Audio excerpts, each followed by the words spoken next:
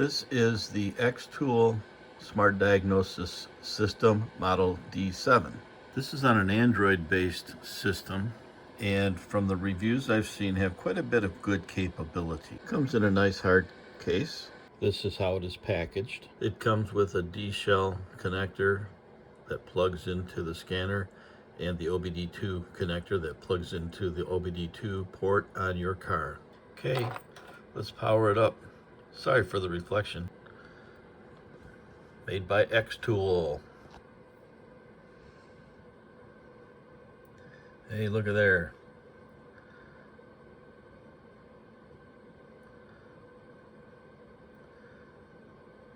Okay, let's see what happens here. Okay, select your language. English. Notice that it is a touchscreen also. Dear customer, greetings. Thank you for using our product. The product need to activate by internet. If not, you can also click trial button, which is on the top right corner, to try out our product.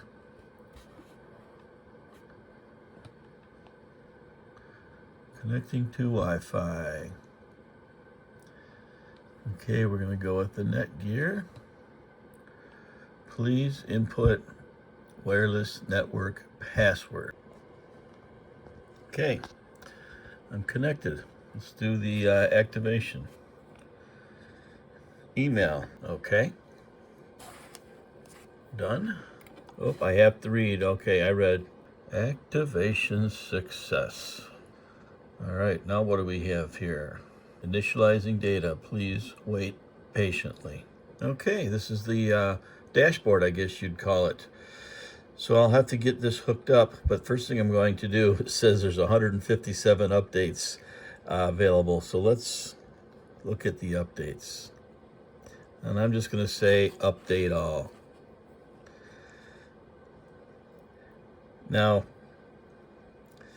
this product is supposed to work basically on all vehicles. A couple of people have commented online as I was looking at reviews that they had a hard time connecting to their Ferrari. If they own a Ferrari, why are they trying to scan their own vehicle? But that's a different topic. So this system has a lot of neat features that I'm really happy that are included with it. One of the things that I'm really excited about is the ability to actuate different functions in your vehicle. It is a complete bi-directional system.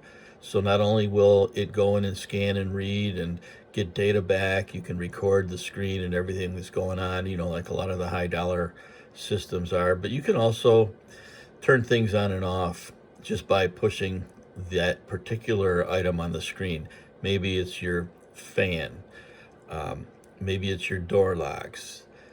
You know, any functioning piece of equipment in your car, for the most part, you should be able to test it right through the scanner to see if it is functioning, which will help you troubleshoot what the problems are. Okay, so here I sit in my car at nighttime. Can't read any instructions because it's too dark. So I want to show you kind of what we can figure out here just to see how intuitive it is to use. So I've got it plugged into the OBD2 port on my car, and the key is off. Let's just do an auto scan and see what happens. Okay, came up with Ford, which I'm in my F-150. I'll pick Ford USA. Then it comes up with my VIN number, model year, which is correct, 2015, 5-liter engine. Hit the OK button. Okay, let's hit automatic scan. I don't know if that's okay. It's going through diagnostics. Down in the bottom tells you that it's scanning. Now it's looking at the front control display interface module. Heated steering wheel controls. Some of these options my car doesn't have, so it'll skip them. I have had trouble with my driver's side heated seat ever since I purchased the car. a few years ago, and I bought it used, and I've never really looked into it, but I'll be interested to see if I get anything on that. And then I have been having a engine light on that I want to diagnose, and I'm sure we'll be able to see that easy enough tonight. After this, I want to jump in my daughter's car. That's the one that just rebuilt a good part of the motor, and I have a reduced power code, diagnostic trouble code on her car, and I want to see if I can dig into that a little bit. So after it completed the scanning, it shows at the bottom, failure 1, audio control module. See what happens when I hit the diagnostic trouble code report. Okay, powertrain control module, camshaft timing over advanced bank 1, powertrain control module, and it gives me the trouble codes P0011, P0022, camshaft timing over retarded. So I've got bank 1 over advanced, bank 2 over retarded, P0305, misfire of cylinder 5 is detected. P0316, misfire is detected when startup, first 1,000 revolutions. Now, control module, U3000. Oh, look at there. Front controls interface module, B1034, heater element of left front seat. Interesting. So now I have these trouble codes that I can look at. It really looks at a lot of systems. My other scanner is an OTC. It's good. You know, I really haven't had anything to complain about with it, but it doesn't go into this kind of detail. It looks at your ABS system. It looks at your engine and transmission. And it looks at your airbags, you know, but it doesn't get into like front control interface module and some of these other things. I saw one earlier that seemed interesting. So let's go back, hit the back button here. Okay, anti-lock braking system, no trouble codes. Body control module, no trouble codes. Instrument panel, no trouble codes. Gateway module, no trouble codes. So I've got this. The ones I'm most concerned about is are the powertrain control module, because we had 4 failures there, and it's telling me. Let's see if we can get a little more information out of this. It's not telling me anything. All right, I'm going to hit diagnose, see what happens.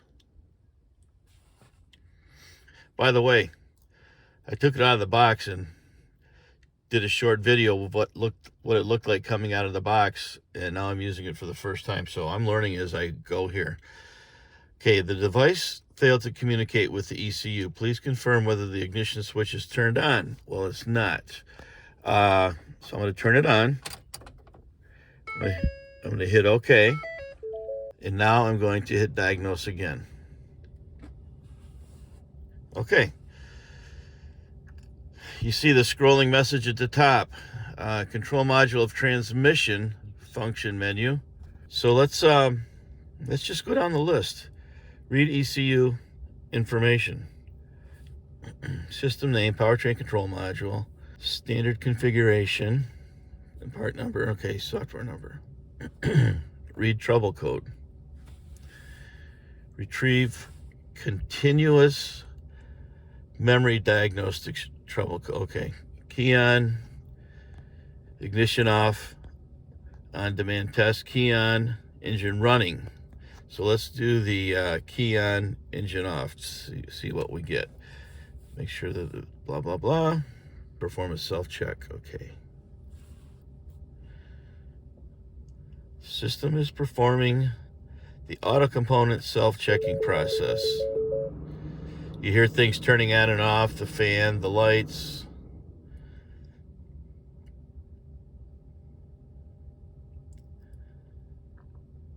Read freeze frame. Camshaft position timing. Okay, same thing we had at the first scan. One is over advanced, one's over retarded. Misfire of cylinder 5 is detected. So something's going on with cylinder 5. And I have a feeling it might be the connection on the injection system, because when I tore this thing apart, I don't know, a year ago, last summer, something like that, you might have seen that video. You can go back and check that. I had the top half of the engine apart. A couple of the locking tabs on those injectors broke, and so it wouldn't surprise me if I've got a bad connection there. And misfire is detected when startup during the first 1,000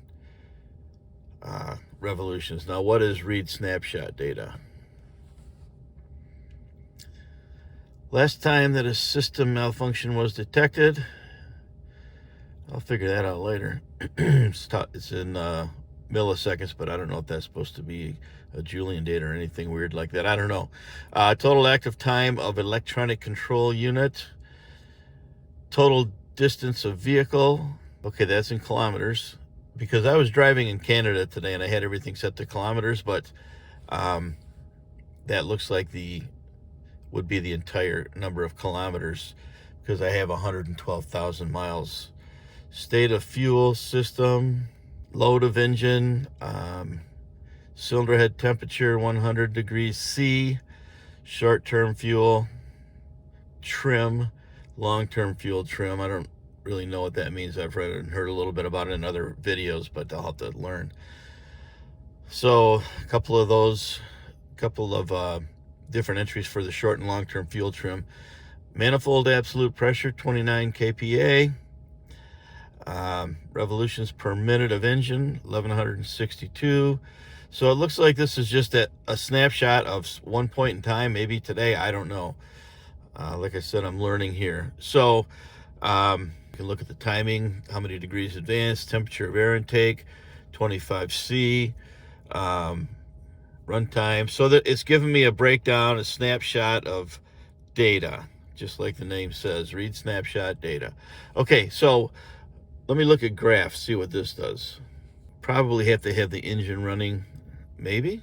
Load of engine, okay. State of fuel system, open, close, loop. Okay, this is just a graphic breakdown of what it just told me. Data recording. Data recording is turned on. We got flashes when it's turned on. Powertrain control module transmission. Okay, so I'm gonna say, if I touch that, data recording has been completed. Okay, so I'm gonna hit the back button. This is kind of a quick run through.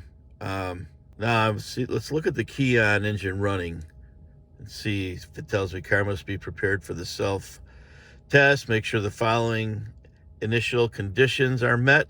The car is not moving. Nope, it's not moving. Make sure the engine is at normal operating temperature. No, it's not. Let me turn this thing on.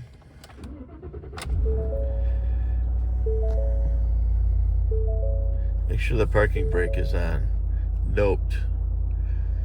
During a self-test car with a sports car fuel-saving switch may require the switch to be cycled on and off. Okay, I don't have to do that. The system is performing the auto component self-checking process. This process will take some time. Okay. I glanced up at the screen on my truck and I think it said brake fluid low. Interesting. My other scanner doesn't do that. Okay, I'm going to cut this off until it completes this. Okay, that really only took a couple of minutes. Look at the trouble codes. Temperature of exhaust is out of spec. Well, it's probably because I didn't really let it warm up. Cylinder head temperature out of cell. Yeah, so I'm getting a lot of codes here because I wasn't patient enough to warm the truck up. I might take it for a little drive and redo this part. Wonder what I get here when I hit diagnose. Whoops. Diagnose.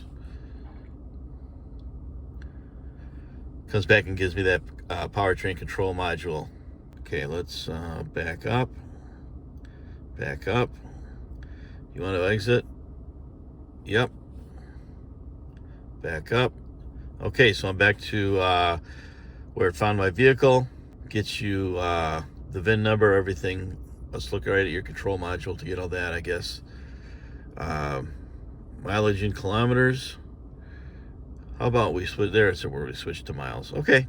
Well, thanks for looking at this first review of the D7 XTOOL scanner It's intriguing to me that we can have these kind of tools at a much less expense than you might pay with for the snap-ons and some of those professional grade tools. You can pay up to $10,000, I think, in a lot of updates that you can buy as the vehicles change and as they add new features and such. This one comes with 3 years of updates for free. Then after that, you can pay an annual cost, but the annual cost is not very much for the upgrades. I think it might be less than a couple $100, maybe even less than that. Whereas with the professional models, which I'm sure are far better than this, but for a DIY person like myself, working on cars at my home, working on friends and relatives' vehicles and things like that I do quite a bit, I think this is gonna help me a lot. And I've already gotten much more data than I had with my other OTC scanner, which has been great. I think I paid $75 for the OTC scanner, and it gives you a lot of information, but it's not as not like what this is giving me. So I'm pretty happy with this. I paid $360 for this scanner. I purchased it through Walmart.com. I searched the internet to find the best price. Typically, you'll find them between $459 and $650. And I was able to basically get it at half price as compared to that top price that I just mentioned. So pretty satisfied with it for the money I'm spending and for the detailed information I'm getting. I'm sure I will save money on future repairs if I learn how to use this thing properly. So, hey, thanks for watching. I'll catch you all later.